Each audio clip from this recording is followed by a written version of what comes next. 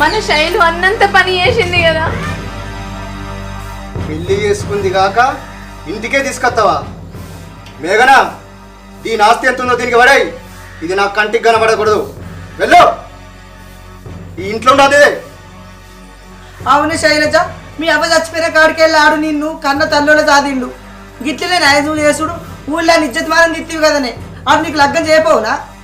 శైలజ, నువ్వు చేసిన పని ఏమన్నా బాగుందా? నలుగురిలో తిరిగేటోడు మీ అన్నయ్య తలెత్తుకుంటాడా? ఊర్లో మీ అన్నయ్య పరువు తీసినావు శైలజ. అన్నయ్య, నేను ఆస్తి కోసం రాలేదన్నయ్య, మీ ఆశీర్వాదం కోసం వచ్చిన. నువ్వు ఎప్పుడైతే ప్రేమ పిలుస్తావో అప్పుడే నీ దగ్గరకు వస్తా అన్నయ్య. నాకే ఆస్తులు వద్దు. మల్లన్న, చెల్లె తెలుసో తెలియక తప్పు చేసిందిరా.